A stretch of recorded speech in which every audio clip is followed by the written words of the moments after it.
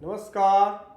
मैं अजय कुमार अलंकार, सेवानिवृत्त अपर निबंधक सहयोग समिति या बिहार पटना यूट्यूब के साकार चैनल के माध्यम से आपके समक्ष पुनः उपस्थित हूँ। विदित हो कि यूट्यूब पर सहकार यूट्यूब के नाम से मेरा एक चैनल है, जिसमें अब तक लगभग 47 वीडियो मैं अपलोड कर चुका हूँ। यदि आप यूट्यूब पर जाकर सर्च करेंगे और टाइप करेंगे सहकार यूट्यूब, तो आपको मेरा चैनल दिख पड़ेगा और आप उसमें जो मेरे अपलोड किए हुए वीडियो हैं उनका अवलोकन कर सकेंगे, उनकी बातों को सुन सकेंगे। अभी तक अपलोड किए गए वीडियो में का संबंध सहकारी सोसाइटियों के निर्वाचन, सदस्यता और अधिनियम और नियमावली में दिए गए प्रावधान से है। अधिकांश संख्या उन वीडियो की है जो बिहार सहकारी सोसाइटी अधिनियम 1935 तथा संशोधित विभिन्न प्रावधानों की चर्चा करते हैं। अब इधर मैंने 2 अंकों से एक नया सीरीज शुरू किया है जो बिहार सहकारी सोसाइटी नियमावली 1959 के विभिन्न प्रावधानों की चर्चा करता है। इस कड़ी में मैं आज तीसरा अंक लेकर फिर उपस्थित हूँ आपके सामने में, और आज की इस अंक में मैं सदस्यता से संबंधित प्रावधानों की चर्चा करूँगा, जिसकी शुरुआत बिहार सहकारी सोसाइटी नियमावली 1959 यथा संशोधित या नियम 7 से होती है। नियम 7 में यह स्पष्ट किया गया है, नियम 7 के उप नियम 1 की कंडिका क में कहा गया है कि सोसाइटी की सदस्यता हेतु इच्छुक आवेदक प्रपत्र 5 में आवेदन देगा। सहकारी सोसाइटी की सदस्यता हेतु इच्छुक प्रत्येक व्यक्ति प्रपत्र 5 में आवेदन देगा। प्रपत्र 5 नियमावली के साथ संलग्न है, उसी में सोसाइटी की सदस्यता इच्छुक प्रत्येक व्यक्ति आवेदन देगा। इसका जिक्र नियम 7 के उप नियम 1 के कंडिका क में है। ख में कहा गया है कि सोसाइटी का सचिव या उसके द्वारा इस प्रयोजनार्थ प्राधिकृत व्यक्ति प्रपत्र 5 के नीचे दिए गए प्रपत्र में आवेदक को प्राप्ति रसीद देगा। यदि आप प्रपत्र 5 का अवलोकन करते हैं तो उसमें आपको रिसीविंग के लिए भी प्रपत्र नीचे दिया हुआ है, ये आपको मिलेगा। कहने का मतलब है कि जैसे ही ये आवेदन प्राप्त होता है तो जो संबंधित व्यक्ति है, जो पैक्स का सचिव है या उसके लिए उस काम के लिए प्राधिकृत व्यक्ति है, वह उसको प्राप्ति रसीद देगा। यद्यपि आजकल पैक्स के लिए तो ऑनलाइन सदस्यता का प्रावधान किया गया है, लेकिन अन्य सहकारी समितियों में अभी भी ऑफलाइन सदस्यता दिया जाता है और यह नियम अभी भी प्रासंगिक है। अब नियम 7 के उपनियम 1 के ग में क्या कहा गया है, इसको हम लोग देखें, इसका अवलोकन करने की ज़रूरत है। यह कहता है यदि सोसाइटी का सचिव या ऐसा व्यक्ति आवेदन न ले या उसकी प्राप्ति की रसीद न दे, सोसाइटी का सचिव या इस कार्य हेतु प्राधिकृत व्यक्ति आवेदन न ले या आवेदन की रसीद न दे, तो आवेदक अपना आवेदन सीधे प्रखंड विकास पदाधिकारी या सहायक निबंधक सहयोग समितियां या जिला सहकारिता पदाधिकारी के कार्यालय में जमा कर सकता है। ये ऑप्शन है कि वह जमा करेगा ER के यहाँ, DCO के यहाँ या फिर BDO के यहाँ। और प्रखंड विकास पदाधिकारी या सहायक निबंधक या जिला सहकारिता पदाधिकारी जिस कार्यालय में वो जमा करे, संबंधित व्यक्ति को विहित प्रपत्र में आवेदन की रसीद उपलब्ध कराएंगे, साथ ही उसके आवेदन को संबंधित सोसाइटी को भेज देंगे जिस सोसाइटी से भी संबंधित उसका आवेदन है। यदि पैक्स के संदर्भ में मैं स्पष्ट कर दूं कि अभी भी ऑनलाइन चल रहा है, लेकिन इसका मतलब यह नहीं है कि ऑफलाइन बंद है, ऑफलाइन भी है, और अन्य सरकारी सोसाइटियों के संबंध में तो यह प्रासंगिक है ही। अब नियम 7 के उपनियम 1 की कंडिका घ में क्या कहा गया है, इसको भी देख लीजिए। यह कहा गया है कि सोसाइटी की प्रबंध समिति उस आवेदन पर विचार करेगी और प्रबंध समिति का निर्णय आवेदक को आवेदन प्राप्ति के 15 दिनों के अंदर संशोधित किया जाएगा और आवेदन की अस्वीकृति की दिशा में उसके कारण भी दिए जाएंगे। स्पष्ट है कि 15 दिन के अंदर, आवेदन प्राप्ति के 15 दिन के अंदर पर विचार करेगी और उसका अपना निर्णय 15 दिन के अंदर संशोधित करेगा, और यदि आवेदन स्वीकृत किया जाएगा तो आवेदन की स्वीकृति का कारण भी बताया जाएगा। अब जरा अंग की ओर देखिए, अंग में क्या कहता है। अंग में कहता है कि सोसाइटी की अगर उपरोक्त अवधि में आवेदक को कोई भी निर्णय संसूचित नहीं किया जाएगा तो यह मान लिया जाएगा कि वह आवेदन स्वीकार कर लिया गया है और आवेदक को सोसाइटी की सदस्यता दे दिया गया है। उनका भी प्रावधान है कि 15 दिन के अंदर स्वीकृति या स्वीकृति का आदेश संसूचित नहीं हो तो मान लिया जाएगा कि संबंधित व्यक्ति का आवेदन स्वीकार कर लिया गया है, वह सोसाइटी का सदस्य माना जाएगा। अब आगे क्या कहता है, नियम 7 के उपनियम 1 के विभिन्न प्रावधानों की मैंने चर्चा की क से लेकर अंग तक। अब नियम 7 के उपनियम 2 में क्या कहता है, यह देखिए। यह कहता है कि वह व्यक्ति जिसकी सदस्यता के आवेदन पत्र को प्रबंध समिति ने नामंजूर कर दिया है, वह निर्णय की संसूचना के 60 दिनों के भीतर रजिस्ट्रार के पास अपील करेगा और इस संबंध में रजिस्ट्रार का निर्णय अंतिम होगा। नियम 7 का उपनियम 2 निर्णय के अस्वीकृति की दशा में निर्णय के संसूचन के 60 दिनों के भीतर रजिस्ट्रार के अपील का प्रावधान करता है। लेकिन हमारे यहाँ जो अपील सुना जा रहा है वह असिस्टेंट रजिस्ट्रार द्वारा सुना जा रहा है।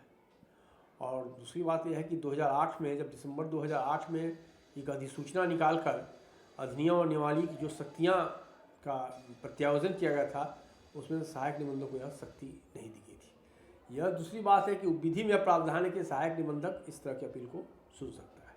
और हम 3 पाते हैं, नियम 7 के उपनियम 3 में क्या कहा गया है, इसको भी आप देख लीजिए।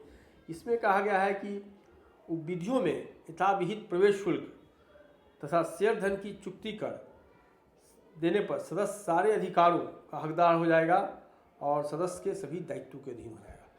मतलब जब कोई भी व्यक्ति की सदस्यता स्वीकार हो गई, लेकिन उसको जरूरी है कि जो विधि में निर्धारित शुल्क है, प्रवेश शुल्क है और शेयर की राशि है, उसको जमा कर देगा, तभी वह सदस्य के सारे अधिकारों का उपभोग कर सकेगा और सदस्य के सारे दायित्वों के अधीन होगा।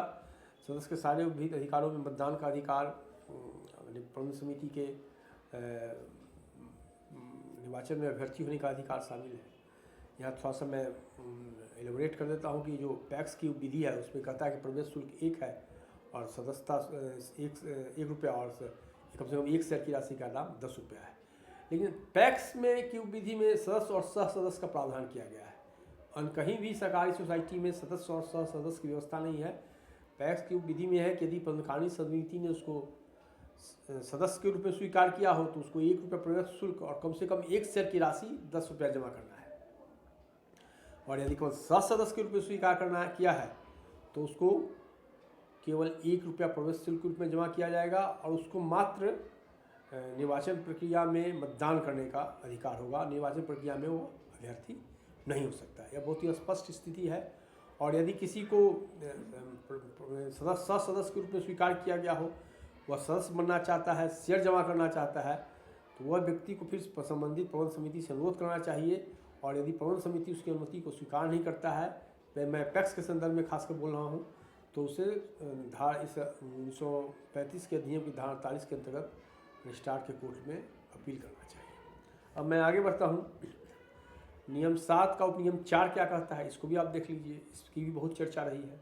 यह कहता है कि इस नियमावली या किसी सोसाइटी के विधि में अंतर्विष्ट किसी बात के प्रतिकूल होते हुए भी कोई भी व्यक्ति ऐसी किसी सहकारी सोसाइटी का सदस्य बनने के लिए प्रखंड विकास पदाधिकारी या सहायक निबंधक सहयोग समितियाँ या जिला सहकारिता पदाधिकारी के समक्ष यह घोषणा करता है कि नियम 7 का उपनियम 4 कहता है कि इस नियमावली में कोई प्रतिकूल बात भी हो या पैक्स की विधि में कोई प्रतिकूल बात हो जो इस उपनियम के विरुद्ध हो, तब भी कोई भी सहकारी समिति की सदस्यता पाने का इच्छुक व्यक्ति ARCS, BDO या DCO के समक्ष यह घोषणा करता है कि क्या घोषणा करता है कि वह ऐसी सोसाइटी का सदस्य बनने की सभी शर्तों को पूरा करता है। उसके परिवार का कोई भी सदस्य सोसाइटी का सदस्य नहीं है और उसने ऐसी सोसाइटी की प्रबंध समिति के सदस्य बनने के लिए आवेदन किया है और उसे सदस्य नहीं बनाया गया है, तो इस तरह की घोषणा होने पर क्या होगा, तो यथास्थिति संबंधित प्रखंड विकास पदाधिकारी या सहायक निबंधक सहयोग समितियां या जिला सहकारिता पदाधिकारी ऐसे व्यक्ति को सोसाइटी का सदस्य बनाने के लिए आदेश दे सकेगा। और यह प्रावधान 2004 में किया गया था। इस प्रावधान के विरुद्ध माननीय उच्च न्यायालय में मुकदमा दर्ज हुआ, CWJC हुआ, MJC हुआ, जिसमें इस प्रावधान को अल्ट्रा वायरस घोषित किया गया। फिर माननीय सर्वोच्च न्यायालय में SLP दायर हुआ और सर्वोच्च न्यायालय ने उसके ऑपरेशन पर उच्च न्यायालय के निर्णय को स्टे करके स्टे कर दिया और यथास्थिति को बरकरार कर दिया। अब देखिए माननीय सर्वोच्च न्यायालय का इस संबंध में अंतिम फैसला क्या होता है, लेकिन यह एक प्रोविज़न है जो भी बरकरार है। अब हम आगे बढ़ते हैं। अब हम बिहार सहकारी सोसाइटी नियमावली के नियम 8 पर आते हैं, जो सदस्य बनने की योग्यता की चर्चा करता है कि कौन व्यक्ति सदस्य बन सकता है। ये 8 कहता है कि कोई भी व्यक्ति सदस्य बनने का हकदार नहीं होगा, कोई भी व्यक्ति किसी निबंधित सोसाइटी का सदस्य बनने का हकदार नहीं होगा यदि क 18 वर्ष से कम उम्र का हो, ख वह किसी सोसाइटी अथवा किसी संबद्ध सोसाइटी का वेतनभोगी कर्मचारी हो, ग विकृत मस्तिष्क हो, घ उसने दिवालिया अथवा शोधाक्षम घोषित किए जाने के लिए न्याय निर्णयार्थ आवेदन किया हो और अथवा अप्रमाणपत्रित दिवालिया अथवा अनुन्मुक्त शोधाक्षम हो, अथवा अंग उसे राजनीतिक अपराध अथवा नैतिक दुराचार से उसे राजनीतिक अपराध अथवा नैतिक दुराचार वाले किसी अपराध से भिन्न किसी अपराध के लिए सज़ा मिल चुका हो और सज़ा उलट दी गई न गई हो या अपराध क्षमा नहीं कर दिया गया हो तो ऐसी सज़ा की समाप्ति के बीतने के 5 वर्ष की अवधि तक वह योग्यता की श्रेणी में आएगा, वह उसका सदस्य नहीं हो पाएगा। इस प्रोविजन को ध्यान देने की जरूरत है क्योंकि हाल में जो पैक्स चुनाव हुआ है इसके आधार पर बहुत सारे ऐसे व्यक्तियों को जिन्हें राजनीतिक अपराध से भिन्न अपराध के लिए सज़ा हुई है और उनको कोर्ट ने सज़ा माफ़ नहीं किया था, जिस कारण उनका सज़ा का 5 वर्ष नहीं बीता था, जिस कारण उनका नॉमिनेशन रद्द हो गया। नियम 8 में मैंने उन प्रावधानों की चर्चा की जो योग्यता की चर्चा करता है सदस्य बनने की। अब मैं नियम 9 पर आता हूँ। नियम 9 क्या कहता है? नियम 9 कहता है कि सदस्यता की समाप्ति कैसी होगी। तो यह कहता है कि यदि निबंधित सोसाइटी के किसी सदस्य में आगे चलकर नियम 8 में विनिर्दिष्ट योग्यता आ जाए तो उसकी सदस्यता समाप्त हो जाएगी। यदि 9 में उसको जो उसमें योग्यता आ जाती है, नियम 8 में जो योग्यता निर्धारित है यह आ जाएगी तो नियम 9 के अंतर्गत स्पष्ट करता है कि उसकी सदस्यता समाप्त हो जाएगी। अब नियम 10 में क्या है इसको भी देखें। यह नियम 10 सदस्यता संबंधी अपवाद की चर्चा करता है। इसमें कहा है कि यदि कोई व्यक्ति निबंधित सोसाइटी का सदस्य हो तो निबंधक की स्वीकृति के बिना वह उसी प्रकार की दूसरी सोसाइटी का सदस्य नहीं बनाया जा सकता है और निबंधक दोनों सोसाइटियों में से किसी एक की सोसाइटी की सदस्यता समाप्त करने के लिए उसे आदेश दे सकेगा और निबंधक का यह आदेश उसके लिए बाध्यकर होगा। कहने का मतलब यह है कि कोई भी व्यक्ति समान सोसाइटी की सदस्यता नहीं प्राप्त कर सकता है बशर्ते उसके निबंधक का आदेश नहीं हो। हालांकि आजकल हम देख रहे हैं कि जो पैक्स के सदस्य हैं वो एफपीओ के सदस्य भी बन रहे हैं। चलिए अब आगे मैं बढ़ता हूँ। 11 में पर मैं आता हूँ निष्कासित सदस्य की पुनर्सदस्यता। नियम 11 है। यह कहता है कि यदि रजिस्ट्रीकृत निबंधित सोसाइटी का कोई सदस्य उसकी विधियों के प्रावधानों के अधीन निष्कासित कर दिया गया है तो निष्कासन की तिथि से 2 वर्ष की अवधि तक वह सोसाइटी की पुनर्सदस्यता का पात्र नहीं होगा। यह स्पष्ट करता है कि यदि कोई सदस्य विधियों में जो प्रावधान है उसके अंतर्गत उसको निष्कासित कर दिया गया है तो निष्कासन की तिथि से वह 2 वर्ष तक पुनः सदस्य नहीं बन सकता है। इस संदर्भ में मैं पैक्स की विधि की चर्चा करना चाहूँगा जिसमें वर्णित है कि किन परिस्थितियों में किसी व्यक्ति की सदस्यता जा सकती है। यदि कोई व्यक्ति लगातार ऋण चुकाने में डिफ़ॉल्ट हो या ऐसा काम कर रहा हो जिससे पैक्स के हितों को हानि पहुँच रही हो अथवा उसके क्रियाकलाप से पैक्स की बदनामी हो रही हो तो उस व्यक्ति प्रबंध समिति को अधिकार है कि उस व्यक्ति को सदस्यता को समाप्त कर दें। परंतु अब मैं 11 के परंतु में आता हूँ। परंतु संबंधित निबंधित सोसाइटी को सुनवाई का अवसर देने के बाद रजिस्ट्रार विशेष परिस्थितियों में किसी वैसे सदस्य को उक्त अवधि के भीतर यथास्थिति उक्त सोसाइटी अथवा दूसरी सोसाइटी में पुनर्सदस्य अथवा सदस्य बनने की स्वीकृति दे सकेगा। इसमें प्रोविजो है, मैंने पंतुक है कि हाँ रजिस्ट्रार को यह पावर है कि फिर सदस्य बनने की अनुमति दे दे। अब मैं आगे सदस्यता तथा शेयर की सीमा की चर्चा करता हूँ जो नियम में है। नियम 12 कहता है सदस्यता तथा शेयर की सीमा है। यह कहता है कि यदि रजिस्ट्रीकृत सोसाइटी की सदस्य बनने की छूट व्यक्तियों और निबंधित सोसाइटियों में दोनों को हो, या स्पष्ट फिर से देख लिया जाए इस प्रोविजन को।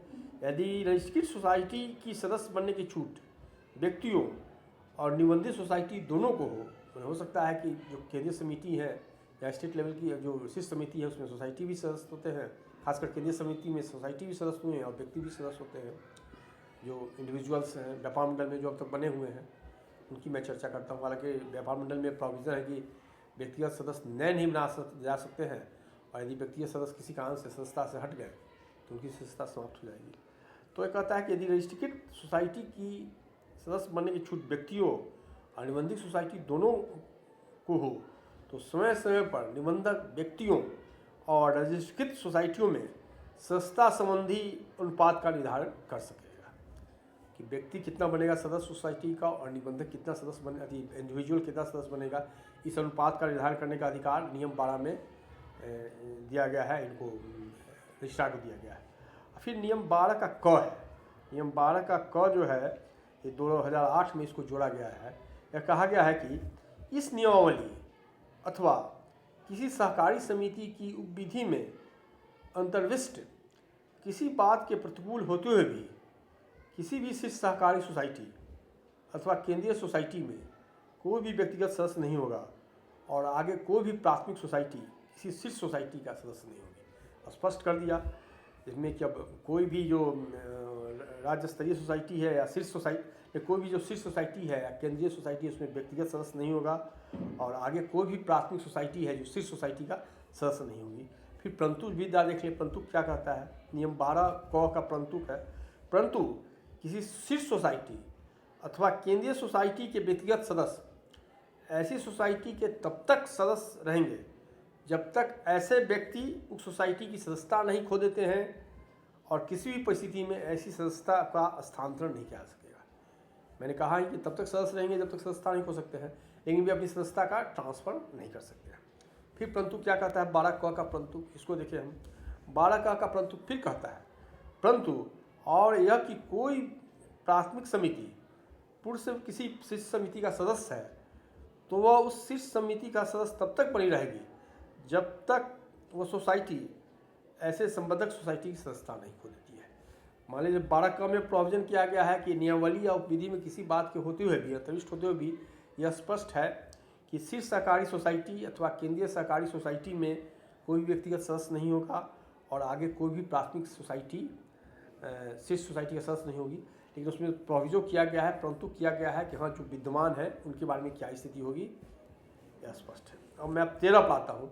13 है कि सदस्यों द्वारा अधिकतम शेयर सीमा का निर्धारण करता है। यह कहता है कि राज्य सरकार अथवा किसी दूसरी रजिस्ट्रेड सोसाइटी के अतिरिक्त रजिस्ट्रेड सोसाइटी के किसी सदस्य का शेयर पूंजी के 5वें हिस्से अथवा 10,000 रुपये से अधिक मूल्य में जो भी कम हो नहीं होगा, चाहे उस समिति का दायित्व सीमित हो या असीमित हो।